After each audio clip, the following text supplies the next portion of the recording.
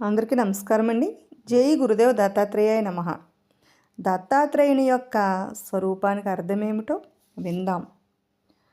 3 తలలతో, 6 భుజాలతో, శంఖచక్ర త్రిశూలాది ఆయుధాలతో, వెంట 4 కుక్కలతో, ఆవుతో దర్శనీయుడై ఉన్న దత్తాత్రేయ స్వామి వారి యొక్క స్వరూపం వెనక చాలా పరమార్థం అనేది ఉన్నది.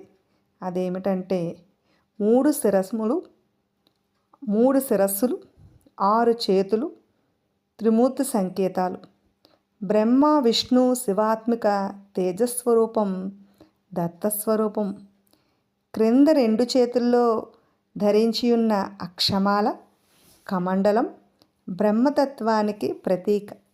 మధ్య చేతుల్లోని ఢమరుకం త్రిశూలం శివతత్వానికి ప్రతీకలు. పై 2 చేతుల్లోని శంఖచక్రాలు విష్ణుతత్వానికి ప్రతీకలు. అంతేకాకుండా త్రిశూలములోని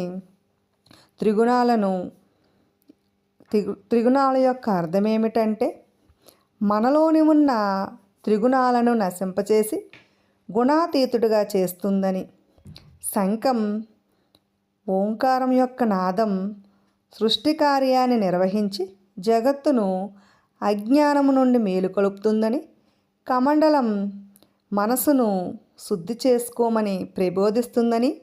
చక్రం అవిద్యను లయింపచేస్తుందని కూడా భావించవచ్చును.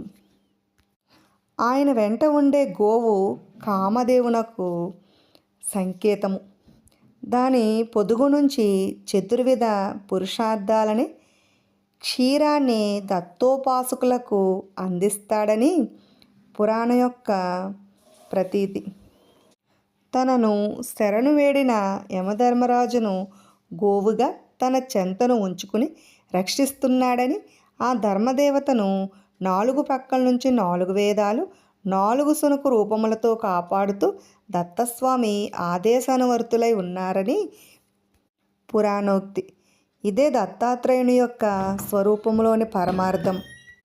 ఇలాంటి మరెన్నో ఆసక్తికరమైన విషయాల కోసం మా ఛానల్ని సబ్స్క్రైబ్ చేసుకోండి. Thanks for watching.